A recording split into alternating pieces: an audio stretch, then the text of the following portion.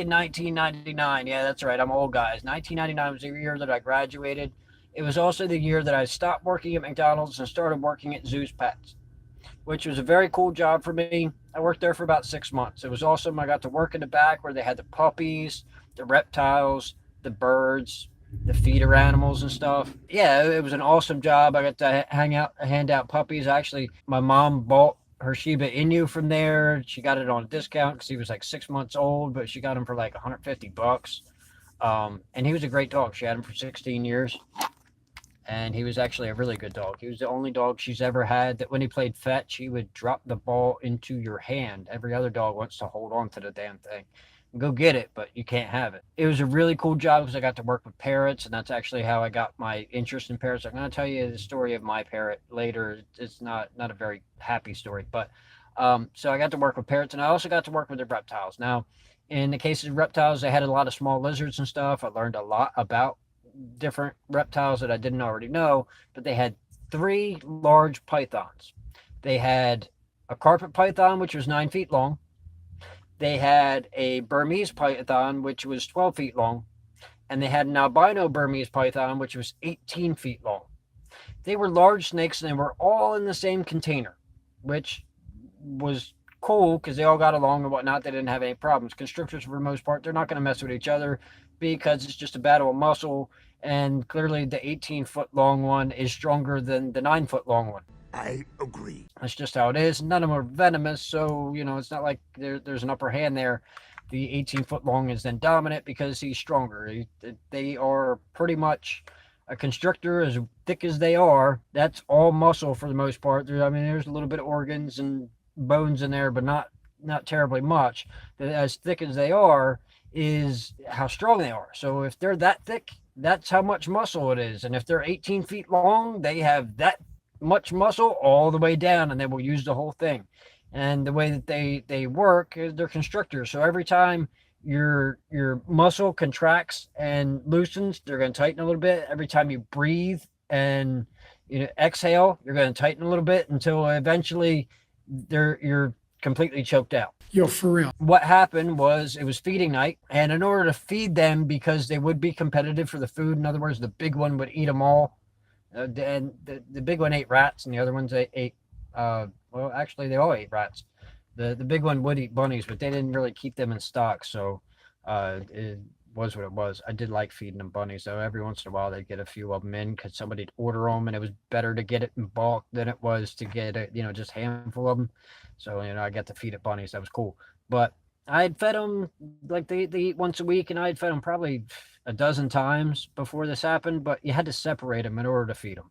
So what would happen was you got out a couple big tanks with lids on them. You would pull them out and put them into the different tanks. When you stuck your hand in there, because I did handle these pythons regularly, they were like an everyday handle thing, because if you don't touch your reptile, then you won't be able to touch your reptile. And if you're a pet store and you want to sell the reptile, you got to handle it, because the person who buys it is going to want to handle it.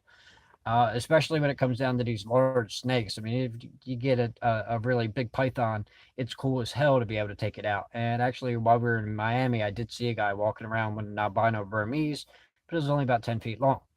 But that's still cool, and that's still heavy to walk around with. So, yeah, almost any kind of reptile, most of them are docile if you handle them. Not all of them. If you get something like a Nile monitor or a reticulated python, you're not going to be able to touch the damn thing.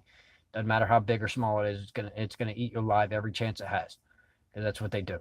But and there's plenty of other stuff that does that. They're not gonna be aggressive if you handle them often, because they get accustomed to your touch.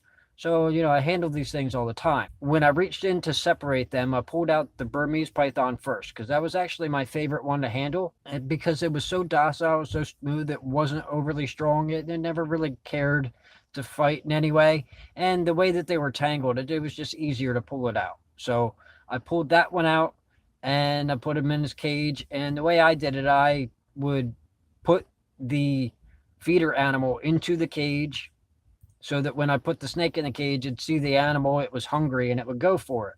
So I put the snake in, and he was good. He went for it. I put the lid on it, But after I put the feeder animals in, I washed my hands. I didn't want to smell like it. Well, the next one I tried to pull out was the carpet python because I generally left the albino Burmese in the tank because it was so heavy. It was kind of a pain in the ass. So I'd leave it in there and just let him have his food in there uh, without having to take it out because you only needed the two tanks for the other two. I went for the carpet python, and when I went to pull it out, I guess it didn't like the way that it was being pulled, so it bit me. And it actually bit me right here on my wrist.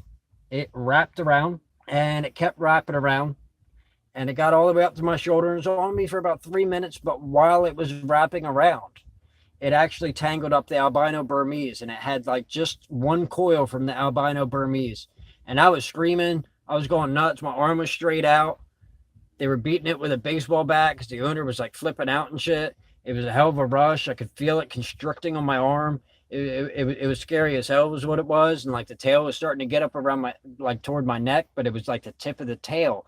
And as it constricted, it pissed off the albino Burmese.